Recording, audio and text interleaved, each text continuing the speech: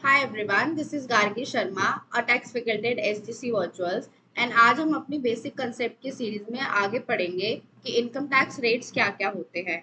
हमने last class में पढ़ा था कि पर्सन की डेफिनेशन में कौन कौन आता है। कौन कौन आता है मैम?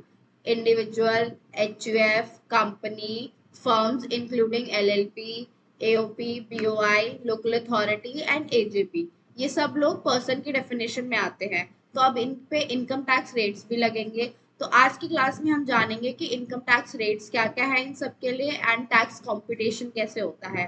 आगे हम ये भी पढ़ेंगे कि रिबेट क्या होता है, सरचार्ज क्या होता है एंड मार्जिनल रिलीफ भी क्या होता है। ठीक है। अब थोड़े सालों से गवर्नमेंट ने न्यू स्कीम भी निकाली है जिसे अब डिफॉल्ट स्कीम भी कहते हैं। तो old scheme and new scheme का कंपैरिजन भी हम पढ़ेंगे। तो आगे स्टार्ट करते हैं हम अपना सीएमए इंटर के रिवीजन का ये सीरीज। Okay, let's start. आप नोट बनाते रहिएगा मेरे साथ। ओके, चलिए।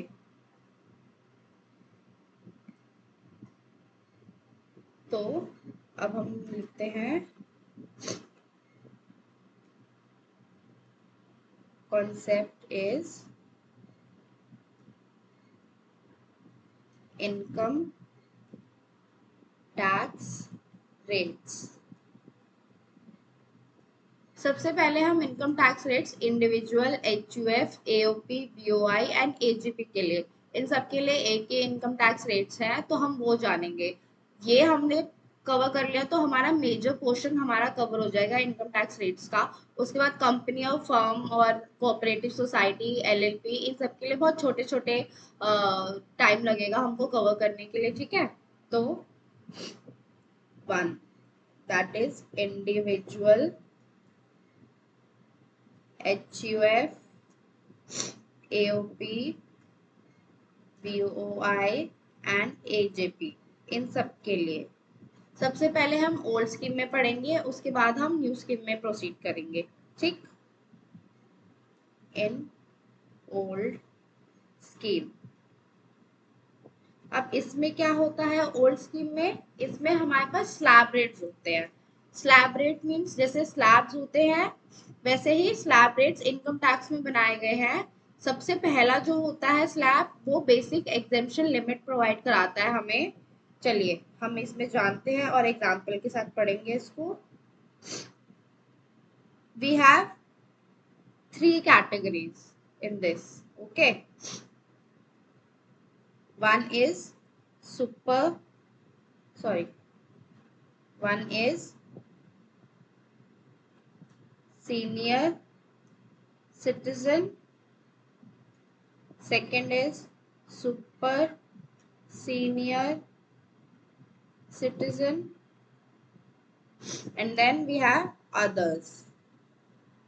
अब मैम इसमें क्या क्या बाइफिकेशंस हैं? अब ये देखिए, हमको दो कंडीशंस पूरी करनी पड़ेंगी इसके लिए। अगर आप सीनियर सिटीजन की कैटेगरी में आते हैं तो वो आप कैसे आएंगे हम ये जानते हैं। We have to be resident in India. ठीक है, इंडिया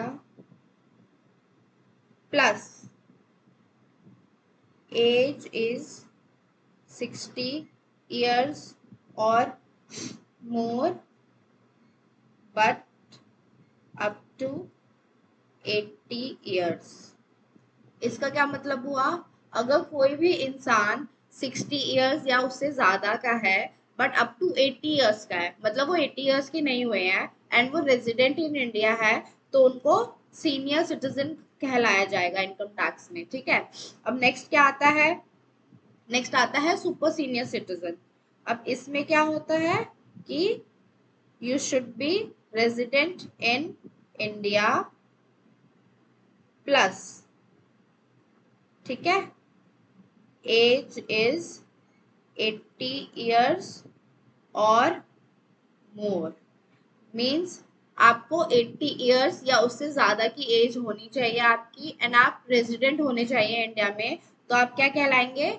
सुपर सीनियर सिटीजन बन जाएंगे। अब आप, अब अदर्स में क्या आएगा? इन केसेस, यस, पहला आएगा इसमें रेजिडेंट इन इंडिया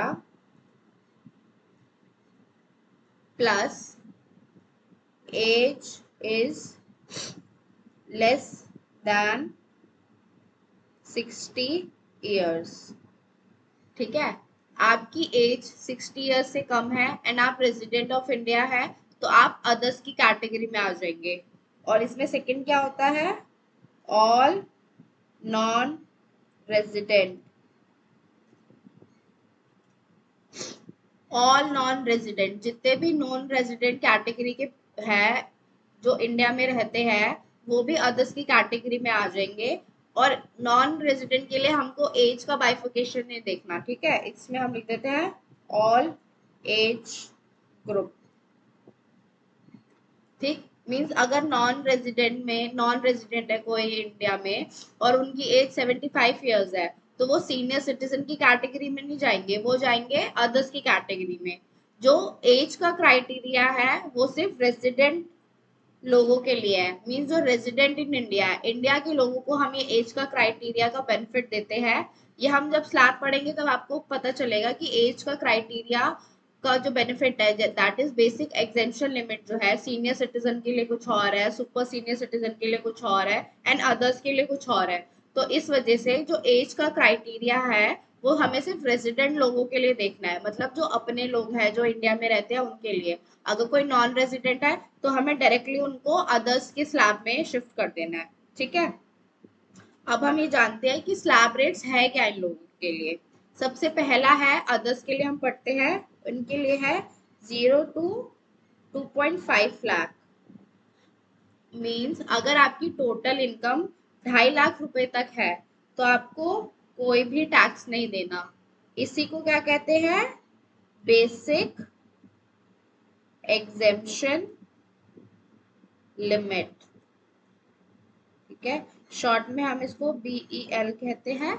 ठीक है, अगर मैं रेजिडेंट इन इंडिया हूँ और मेरी एज 60 ईयर्स से कम है और अगर मैं 2.5 लाख रुपए तक कमाती हूँ, एग्जैक्ट 2.5 लाख रुपए भी मैं कमाती हूँ, तो मुझे इंडिया में कोई भी इनकम टैक्स नहीं देना पड़ेगा। ठीक है, इसका मतलब ये हुआ।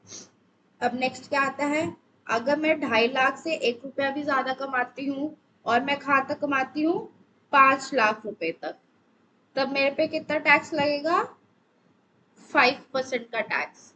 ठीक है, एक एग्जांपल से हम सब जानेंगे, पहले हम स्लैब लिख लेते हैं। Next we have slab of 5 lakh 1 rupees to 10 lakh. ठीक है, इसमें हमें कितना टैक्स देना है, we have to give 10%, correct.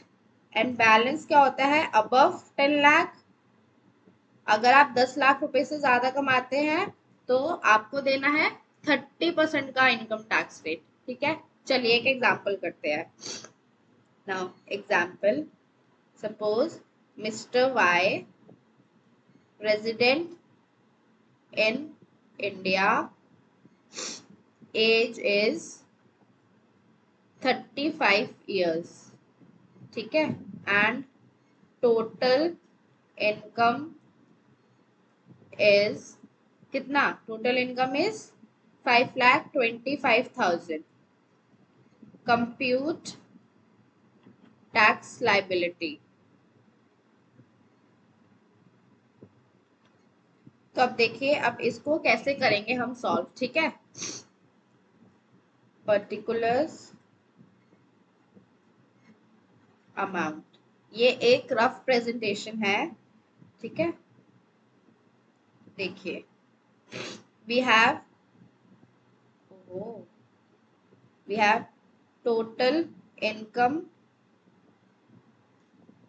जो कि है 5,25,000। यही हमारी ग्रॉस टोटल इनकम है, यही हमारी टोटल इनकम है, क्योंकि हमें डिडक्शंस के बारे में कोई भी इंफॉर्मेशन नहीं है। तो this is R GTI and और टोटल इनकम। ठीक है, अब हमें इस पे टैक्स कंप्यूट करना है, तो we have to calculate tax liability. तो टैक्स लायबिलिटी कैसे आएगी, देखिए स्लैब क्या है हमारा, ये रहा हमारा slab, this is our slab 0 to 2.5 lakh, 2.5 lakh to 5 lakh, 5 lakh to 10 lakh and above 10 lakh। और हमारी टोटल इनकम कितनी है 5,25,000। तो क्या हम इस स्लैब में आते हैं? आते तो इसी स्लैब में है। तो क्या डायरेक्टली 10% लग जाएगा? नहीं, यही कैच है, डायरेक्टली हम 10% नहीं लगाएंगे। स्लैब का बेनिफिट कैसे देंगे हम इसको? देखिए 0 से 2.5 लाख तक तो कुछ नहीं लगेगा। अब आप मेरे साथ कैलकुलेटर उठाइए, देखिए हमारे पास टोटल इनकम इज 5,25,000, ठीक है। अब हम 2.5 लाख रुपए तक तो हमें कुछ नहीं देना, तो हम क्या करेंगे 2.5 लाख हम माइनस कर देंगे, ओके। तो वी लेफ्ट विथ 2,75,000। अब देखिए जो ये वाला स्लैब है मेरा, क्या इसमें मेरे पास 2,75,000 का गैप है? नहीं, इसमें गैप कितने हैं? ओनली 2,50,000 का, ठीक है ना। तो अभी हम यहाँ पे क्या लिखेंगे? नेक्स्ट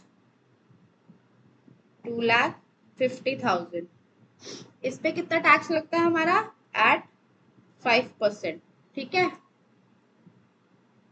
बैलेंस अब एक बार कैलकुलेट कर लेते हैं। हमारे पास इतना अमाउंट बचा था 525 में से 2,50,000 माइनस करने के बाद।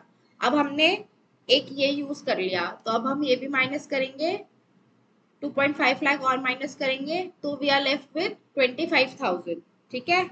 तो 25,000 ये किस पे जाएगा? 20% पे, ठीक है। तो अब चलिए टैक्स कैलकुलेट कर लेते हैं। अब तो this multiply with this and this multiply with this, okay, into 5% is 12,500 and 25,000 into 20% that is 5,000, ठीक है। तो टोटल टैक्स कितना आया हमारा? टोटल टैक्स इज, सबको ऐड कर देंगे, 12,500 plus 5,000 that is 17,500, okay, that is clear. अब हमारे पास और कोई एडिशन इंफॉर्मेशन नहीं है, तो हम क्या करेंगे? Add HNEC@4%, this is fixed. HEC जो होता है हेल्थ एंड एजुकेशन सेस, ये 4% का रेट इसका फिक्स है, और हम इसको किस पे लगाते हैं? अपने टोटल टैक्स की लाइबिलिटी पे, ठीक है। तो अब 17,500 को हम मल्टीप्लाई करेंगे 4% से, तो हमको आएगा 700 रुपए। तो अब टोटल टैक्स लाइबिलिटी कितना हो जाएगा अपना? Total tax liability we will get 18,200 rupees, ठीक है। तो ये हमारी टैक्स लाइबिलिटी आई। तो इसका क्या मतलब हुआ? अगर हम 5,25,000 रुपए कमाते हैं तो वी हैव टू पे this much amount of tax. और अगर आप ये कर देते 5,25,000 इंटू डायरेक्टली किस रेंज में जा रहा था ये? इस स्लैब में था 10% के, इंटू 10% कितना हो जाता? 525, तो टैक्स होता प्लस 4% HEC ऐड करते तो कितना हो जाता?